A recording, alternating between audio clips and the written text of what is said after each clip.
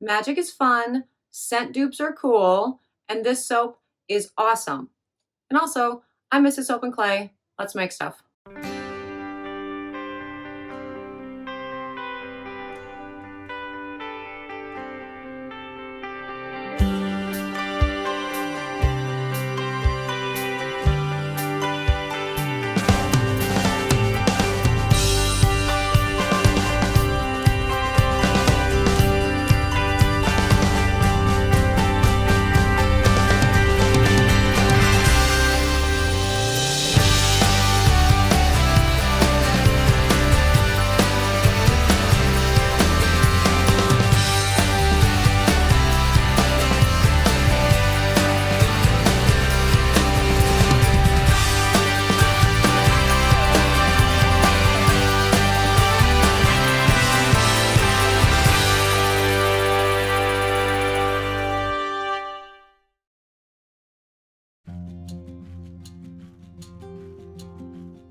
How's it going, sudsers? Welcome back to the channel. You are at Soap and Clay, where we make all the soapy things. And today we are making a scent dupe from a Bath & Body Works scent, I believe, Magic in the Air. Are you familiar? I think everybody's familiar because it's a really lovely blend.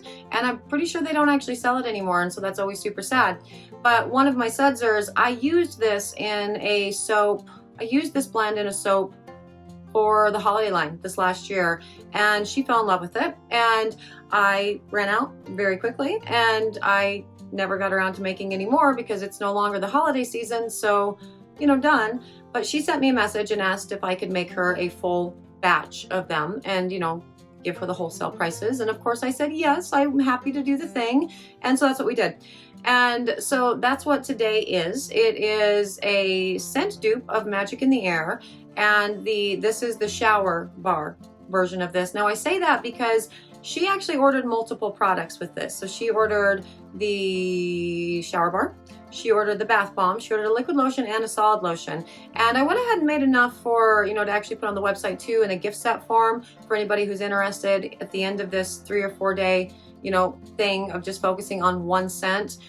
So that's fun, but that's usually, I usually pitch the whole you should buy my stuff at the end of the video. So let's go watch the pour, because the pour is actually really cool and there's a lot of cool techniques going on in it. So let's go check it out.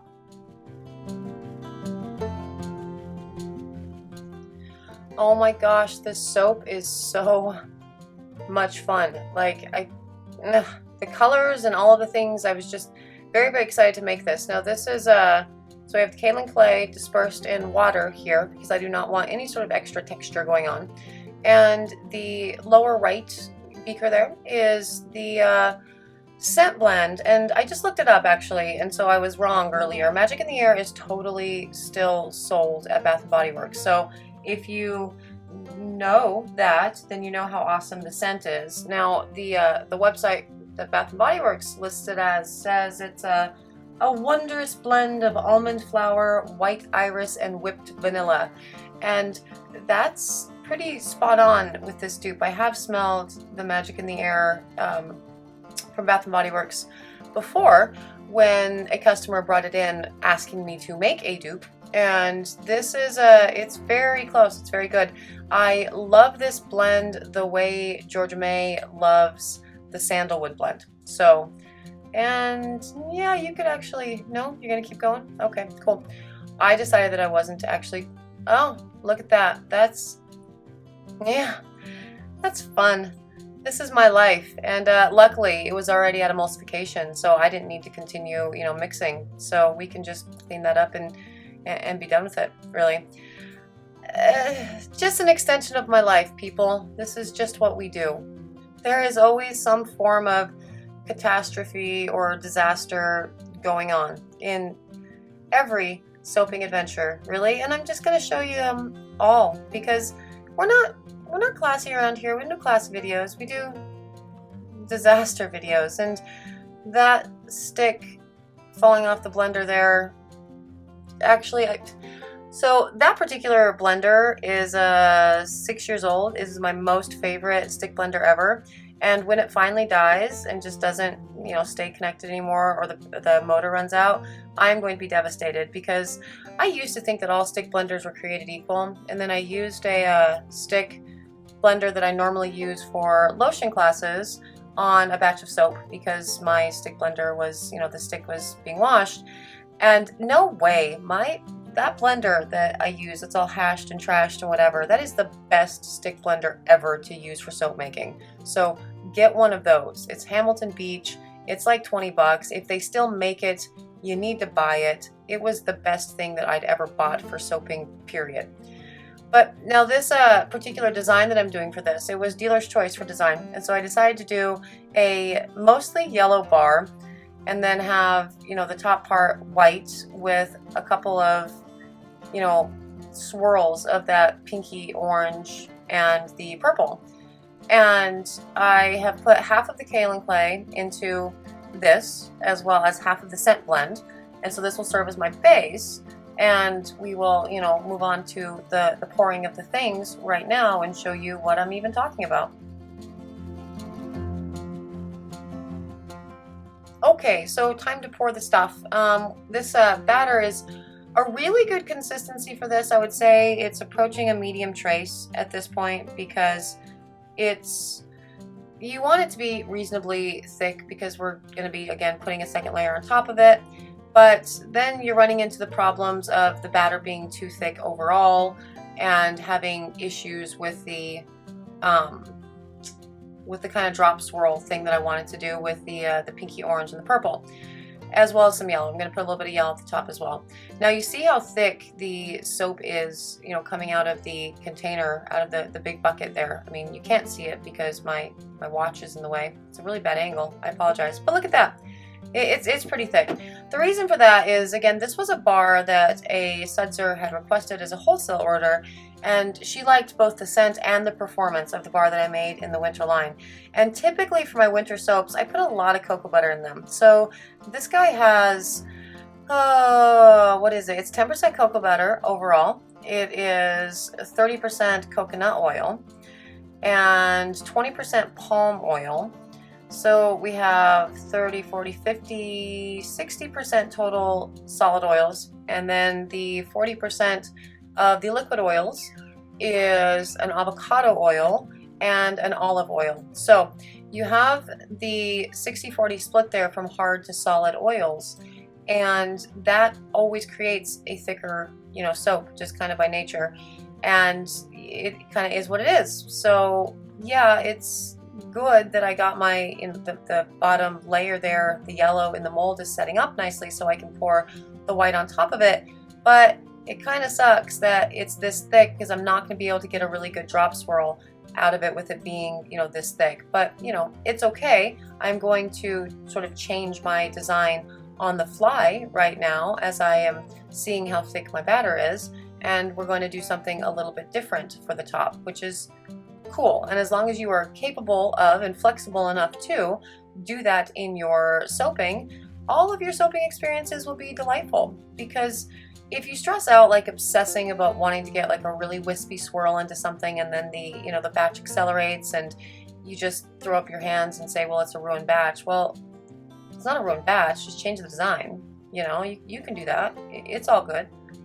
And yeah, so the white portion is ready to be poured into the mold on top of the yellow, and you see how it loosened up pretty well. This is one of the reasons why I love doing a secondary liquid phase. So whenever I do kaolin clay dispersed in water, it essentially becomes a secondary liquid phase, and so it loosens up the batter well enough to kind of pour it nicely into the mold, which is good.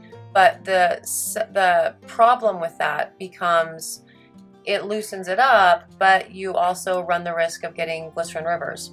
Now, I personally love glycerin rivers, so extra water content doesn't really concern me. I love it when they show up in the soaps just across the board.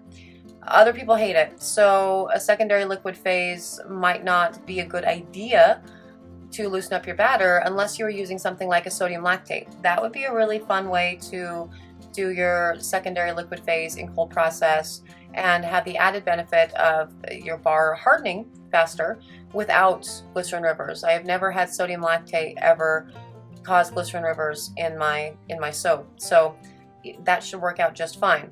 But this batter itself, it's still fluid enough to pour nicely, so I won't have any sort of, you know, big pockets that I'm going to have to contend with the cleanup of the bars afterwards. So I love that.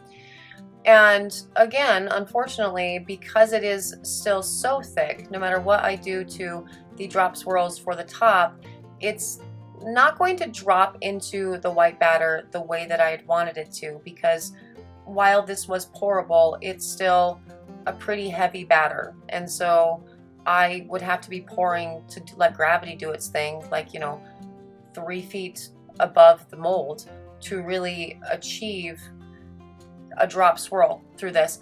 You could do that though. You could stand on a stool and, you know, pour your accent color 3 feet above the mold. I'm not that good at aiming though, so it would end up all over the counter and nowhere at all on my soap. So I'm pouring it as high up as I can, and you see it's kind of plopping into the white a little bit, but not much. And the same is going to be true of all of the rest of the colors. And, you know, that's perfectly okay, because again, I've already accepted that I'm not going to get the drop swirl that I wanted. And so I'm changing, you know, my design right now. And yeah, see how clumpy it is? Yeah. I mean, it's not clumpy, it's just thick.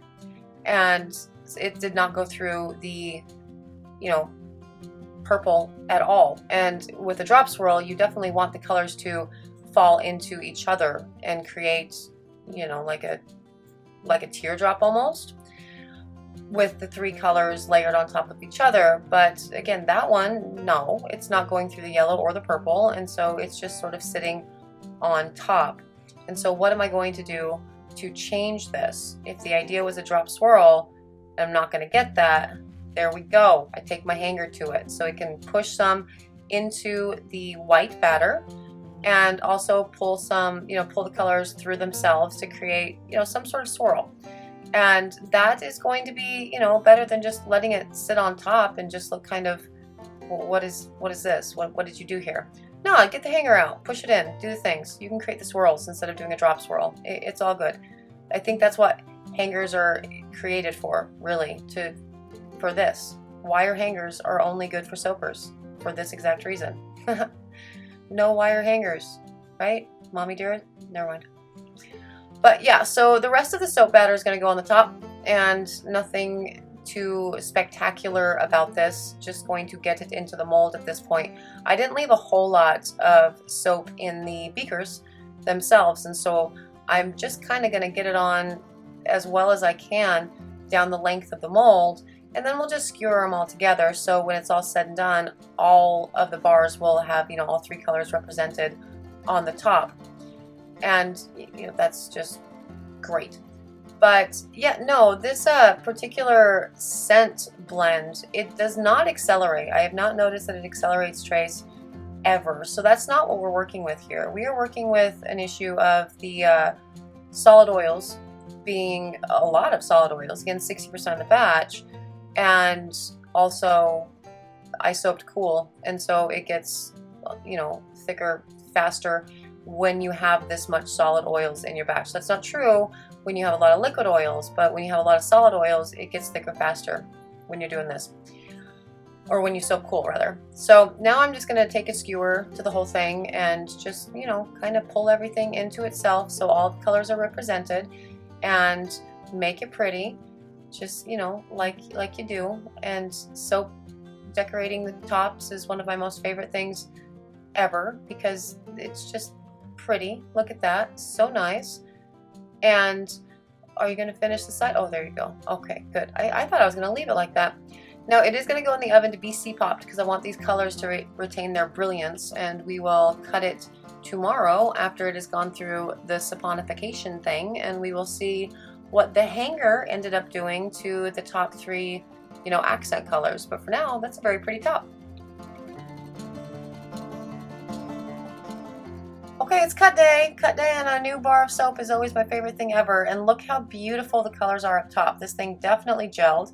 Everything is so shiny and like kind of gel looking, right? Yeah, like it looks great. That's so pretty. I love that so much. in the right hand side over there, there's a weirdness that occurred with my liner though, so I'm gonna have to fix that.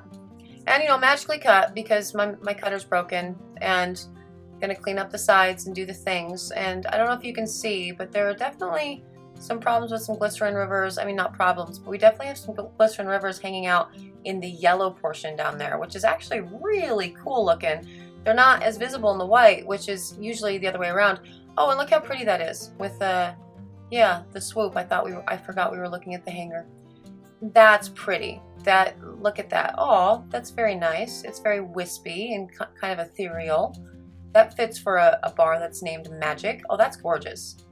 Look at that. That's almost like there's a flower. That's what would have really driven this home, would have been putting like calendula petals on top, or like full marigold flowers on top, and then it really would have amplified that sort of flower pattern, like petals going down into the white portion of the bar. That's lovely. That's so pretty. Oh, and the top is so nice. That is just such a great bar of soap. But yeah, normally glycerin rivers, they tend to show up more in the white portions than the colored portions in soap, and that's not what we saw with this one. We actually see the glycerin river showing up really well in the yellow, which I think is actually cool. It kind of grounds the overall look of the bar and focuses your eye like in the right place for, you know, whatever. And oh gosh, that is so pretty. Seriously, this would have been a really cool soap to do with the calendula on top. That would have been great. But yes, beautiful wispies. It's not a drop swirl. It's not what I originally intended, but I think this is absolutely gorgeous anyway. So, you know, again, that's a really important thing to do when you see that your soap batter is not going to do what you want it to.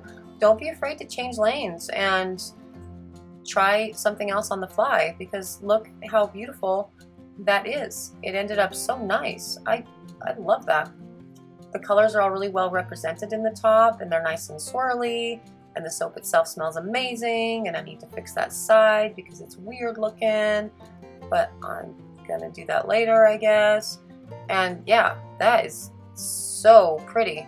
And that is a day 124, the dupe from Bath & Body Works Magic in the Air. This is the Magic soap, and it smells and looks incredibly magical. That is just delightful. So there it is, day 124, the Magic soap, and it's so bright and fun. I know that I said a couple weeks ago, almost a month ago at this point, the Summertime and the Livin' Easy. I know I said that those were my most favorite of the summer line because it was so bright and fun and just all the awesome, but now this one has replaced that, which is good because those bars are gone anyway, so you can get my new favorite. And if you are interested in purchasing the Magic soap, you can totally find it on the website. It's at soapandclay.com. And you know, stick around for the next couple days because we will be making all of the themed other products to go with this bar in the next few days. So stick around for those. And again, once all of those videos are done, I will be releasing a gift set so you can get all of them at a killer deal. So extra awesome. So see, I did it twice. Plug at the beginning, plug right now. Anyway, thank you so much for joining me for another round of 365 days of soap. I super appreciate it. If you would like to continue joining me, and you know, you don't want to forget that I exist, which is, most people probably want to, but if you don't want to, subscribe to the channel because we're doing this every day, and I would be really happy if you would come back tomorrow and do it with us again. And again, that does it for me for today, and I will see you guys tomorrow. Bye.